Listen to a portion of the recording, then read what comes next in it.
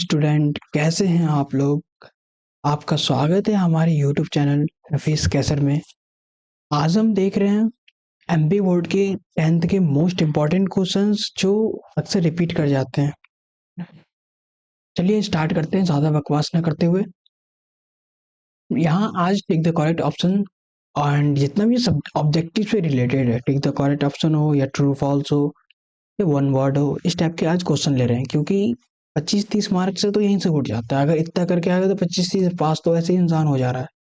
तो सबसे पहले अपन ये लेंगे। तो पहला क्वेश्चन पे आते हैं। पहला क्वेश्चन है एचसीएफ ऑफ 6 और 20।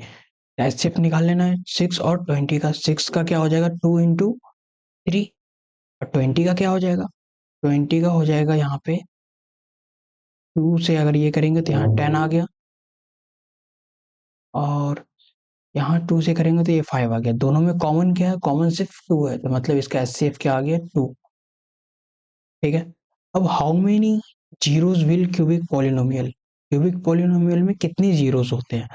तो क्यूबिक पॉलिनोमियल हमेशा क्यूब के मतलब कि 3 के फॉर्म में रहता है, एक्स क्यूब।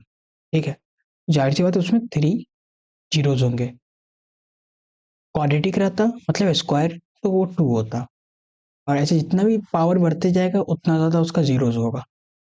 अब है तीसरा question, write the condition for unique solution of pair equation a1x plus b1y plus c1 equal to 0। दूसरा इक्वेशन दिया a2x plus b2y plus c2। अब इसका कंडीशन बोल रहा है यूनिक सॉल्यूशन कब होगा। यूनिक सॉल्यूशन कब होगा, यूनिक सॉल्यूशन तब होगा जब a1 by a2 does not equal to b1 by b2 होगा, तो वो क्या हो जाएगा यूनिक सॉल्यूशन। ओके, चलिए नेक्स्ट क्वेश्चन पे। नेक्स्ट क्वेश्चन हमारा है write the standard form of a quadratic equation. Quadratic equation का स्टैंडर्ड फॉर्म क्या होता है, ए स्क्वायर एक्स, तो ये तो पहले ही गलत हो गया। क्वाड्रेटिक इक्वेशन का क्या होता है A X A X square plus B X plus सी।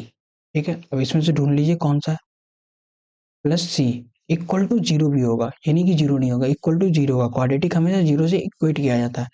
ये तो है ऑलरेडी, लेकिन 0 से इसको इक्वेट नहीं किया गया, बट ये इक्वेट किया गया, तो आंसर क्या हो जाएगा सी। ठीक है। अब 11th में मतलब फिफ्थ क्वेश्चन है, क्या बोल रहे हैं एलिमेंट टर्म एपी का निकालने के लिए। ये एपी दिया हुआ है, पहले क्या निकालेंगे अपन, कॉमन डिफरेंस निकालेंगे। कॉमन डिफरेंस यहाँ नहीं दिया हुआ है, तो कॉमन डिफरेंस निकालने के लिए क्या करना पड़ेगा, -1/2 मतलब a2/a1। a2 क्या है यहाँ पे -1/2, और माइनस और माइनस, तो ये क्या हो जाएगा प्लस हो जाएगा, +3।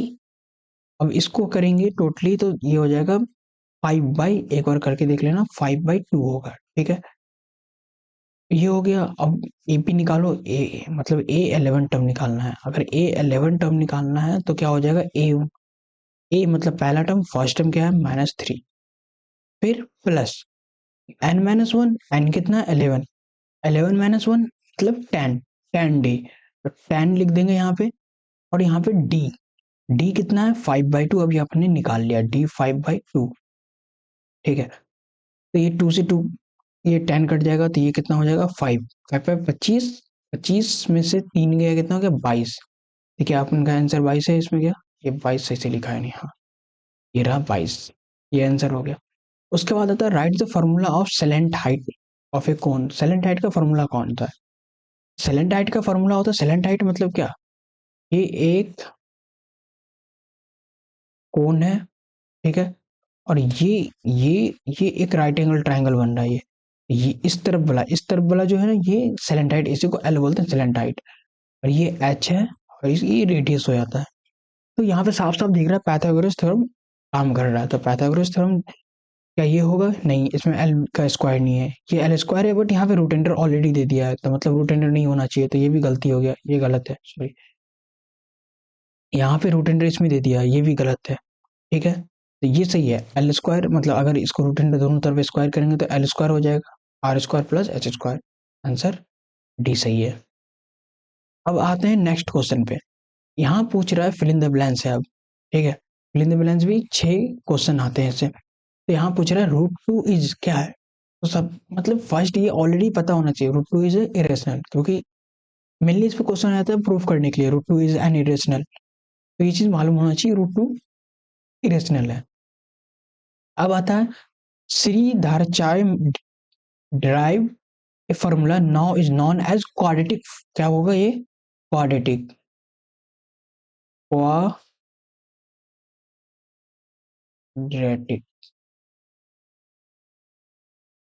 ठीक है, ये होगा क्वाड्रेटिक फार्मूला, लिख देते हैं क्वाड्रेटिक फार्मूला, फार्मूला, ठीक है। हाँ, तो अब नेक्स्ट है क्या, 10 टर्म ऑफ एपी, 10 टर्म निकालना है। यहाँ पे कॉमन डिफरेंस कितना हो जाएगा, कॉमन डिफरेंस 5 हो जाएगा, मतलब डी 5 हो जाएगा, ठीक है।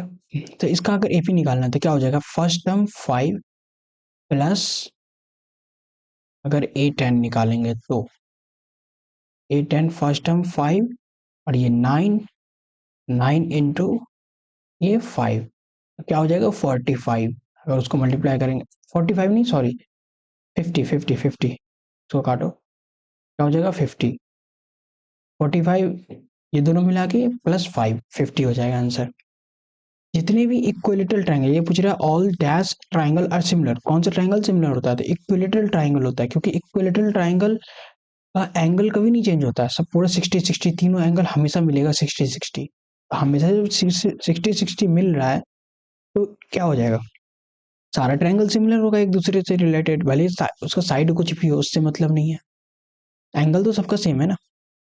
अब फिफ्थ नंबर क्वेश्चन है, the distance of A point from the x axis, x axis से जो डिस्टेंस होता है उसको क्या बोलते हैं, उसको एब्सिसा बोलते हैं।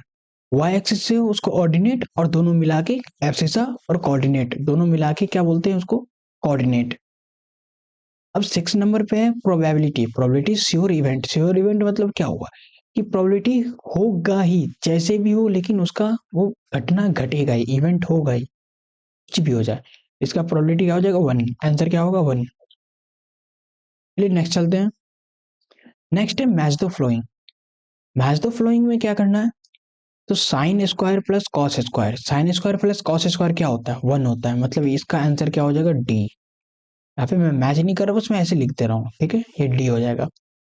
tan 90 डिग्री माइनस ए, tan 90 माइनस ए क्या होता है कॉट ए, जो कि आंसर होगा जी, ठीक है। अब है 9 sec square minus 10 minus 9 tan square A, तो ये 9 अपन यहाँ पे कॉमन ले लेंगे, अगर ये 9 कॉमन ले लिए तो यहाँ क्या हो जाएगा सेक, सेक स्क्वायर ए माइनस में tan स्क्वायर ए, ठीक है, ये हो जाएगा। और इसकी पूरी की पूरी वैल्यू क्या होती है 1, ये tan है, ये a है, और ये tan है, ये t है, ठीक है, tan स्क्वायर है। इसकी पूरी की वैल्यू क्या होती है 1 होती है, तो मतलब कि 1 तो बचा क्या है यहाँ पे 9 बचा सिर्फ। अब डिस्टेंस 9 होगा, मतलब एफ, एफ एफ, ये अपन ने 9 लिख दिया यहाँ पे, इसको एफ कर देते हैं, ओके। अब है the distance between point 0,4 and 3,0, तो इसका यहाँ पे दिख रहा है कि अगर डिस्टेंस फॉर्मूला से अपन निकालेंगे तो ये 16 हो जाएगा, प्लस इसका कितना हो जाएगा 9, 3 3 जा 9, 9 हो जाएगा, और ये किस में रहता है अंडर रूट में, ठीक है। तो 16 प्लस 9, मतलब इस दोनों को करेंगे तो आंसर कितना आएगा 25, मतलब निकल के 5 आंसर आएगा, तो इसका आंसर क्या हो गया ए, ठीक है, इसका आंसर हो गया ए, ये ए सही से कर दूं, ये ए होगा, ठीक है, इसका आंसर ए हो जाएगा। रहने दो, ये अच्छा से हो रहा है। Volume of A क्यूआइड, volume of ए क्यूआइड क्या होता है ए क्यूब, मतलब इसका आंसर हो जाएगा B, B. Area of square A square, और area of square A square मतलब ई, ओके। चलो मैच द फ्लोइंग भी हो गया खत्म, अब नेक्स्ट चलते हैं। नेक्स्ट है the corresponding side of two similar triangle are proportional, क्या ये होता है, तो ये होता है, ट्रू होता है, ट्राइंगल की चैप्टर का है ये, ठीक है। तो अब है क्या, the ratio of the area of two similar triangle is equal to the ratio of their corresponding side, नहीं, ये गलत होगा, ये फॉल्स होगा, ये तो ट्रू होगा, ठीक है। ये फॉल्स होगा। क्यों फॉल्स होगा? क्योंकि यहाँ पे ratio of there square of their corresponding side होगा, स्क्वायर होगा, बट यहाँ पे बोल रहा है रेशियो डायरेक्ट, ठीक है, डायरेक्ट नहीं होगा, उसका स्क्वायर होता है, करस्पॉन्डिंग साइड का स्क्वायर। अब है आगे, the line of sight of the line drawn from eye observe to the point in the object, ये क्या होगा? ट्रू, ठीक है, ये हो सकता ड्रॉ। उसके बाद टेंजेंट इज सेकेंड, नहीं, टेंजेंट देखो, टेंजेंट क्या होता है? बाहर से होता है, ये एक पॉइंट पे मिलता है, यहाँ पे सिर्फ एक ही पॉइंट रहता है, पॉइंट रहता है बस, यहाँ पे रहता है एक पॉइंट, तो पॉइंट पी बोल लो या जो भी बोल लो तुम, ठीक है। बट सेकेंड क्या होता है? सेकेंड ये होता है, ये सेकेंड बाहर निकल गया, बाहर नहीं निकलेगा ये, ठीक है, यहाँ तक रहेगा, यहाँ तक रहेगा सेकेंड। तो ये दोनों में डिफरेंस है, तो इसी के लिए क्या होगा? फॉल्स, ठीक है। तो डिस्टेंस बिटवीन 7 और ये, हाँ, ये डिस्टेंस निकाल के देखो 5√2 होगा, क्योंकि इसका कितना हो जाएगा? 49, 7 का स्क्वायर 49, क्योंकि 0 से 7 मैंने 0 करोगे तो 7 ही आएगा, प्लस 1 का स्क्वायर, अगर इसका रूट अंडर करोगे तो कितना आएगा? 50। 50 को कैसे लिख सकते हैं? √50 आएगा। 50 को कैसे लिख सकते हैं अपन? 25 इंटू 2, 25 को बाहर निकाल सकते हैं, मतलब 5/2, मतलब ये सही है, ठीक है। अब क्या, the volume of A cone half of the volume of a cylinder, क्या ऐसा हो सकता है? नहीं, क्योंकि वॉल्यूम ऑफ कोन क्या होता है? 1/3 होता है, 1/3 पाई r² h होता है ना, 1/3 पाई r² h ये होता है, ये वॉल्यूम ऑफ कोन 1/3 होता है, हाफ नहीं होता है, ये भी क्या हो जाएगा? फॉल्स हो जाएगा। नाउ नेक्स्ट है the right the answer in one word में अपन को लिखना है, तो right the formula of discriminant of और क्वाड्रेटिक इक्वेशन, इसका क्वाड्रेटिक इक्वेशन का डिस्क्रिमिनेंट क्या होता है? डी जिसको बोलते हैं, तो क्या होगा? b² - 4ac, ठीक है। Write the formula to find the sum of n term of an AP, n term of an AP का एन टर्म क्या होगा? सम ऑफ एन टर्म होगा n/2 2a plus n-1 into D, ये होता है, ये n/2 हो गया, फिर पूरा होल ब्रैकेट में 2a plus n-1 into D. उसके बाद होता है write the definition of angle of elevation. Angle of elevation क्या होता है? The angle of elevation is an angle, वो क्या है? एक एंगल है, that is form between horizontal line and the line of site. Line of site क्या होता है? ये हो गया लाइन ऑफ साइट, ये जो दिख रहा है लाइन ऑफ साइट, मतलब अपन किसी चीज को, किसी ऑब्जेक्ट को अपन देख रहे हैं, उसे कहेंगे, क्या करेंगे? लाइन ऑफ साइट, ठीक है। ये ऑब्जेक्ट है और इसके हॉरिजॉन्टल और लाइन ऑफ साइट के बीच का जो एंगल है, इसको एंगल ऑफ एलिवेशन कहेंगे। और यही चीज अगर ऊपर से रहता ऐसे, वो एंगल ऑफ डिप्रेशन कहलाता है, या ऐसे, ठीक है, जो ऊपर से रहे, हॉरिजॉन्टल रहे लेकिन ऊपर से रहे। What is the common point of tangent and the circle, क्या होता है? पॉइंट ऑफ कांटेक्ट बोलते हैं उसे, ठीक है। जो टेंजेंट जो अभी अपन बनाए थे, जैसे कि ऐसे ये रहा, सर्कल थोड़ा गड़बड़ बना है, कोई टेंशन वाली बात नहीं है, तुम अच्छे से बना लेना। ये जो पॉइंट है, ये पॉइंट पी, जहाँ पे एक पॉइंट पे टच कर रहा है सर्कल को एक स्ट्रेट लाइन, उसको पॉइंट ऑफ कांटेक्ट बोलते हैं, ठीक है। What is the probability of getting a number 8 in a single throw of a dice. अब पूछ रहा है नंबर 8 क्या एक डाइस में उसकी आने की प्रोबेबिलिटी कितनी होगी?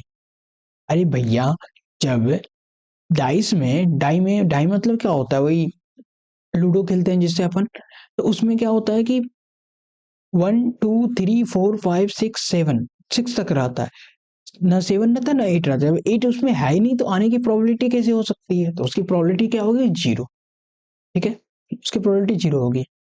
अब एक क्लास मार्क ऑफ द, इसका क्लास मार्क क्या निकलेगा? तो क्लास मार्क निकलेगा 30।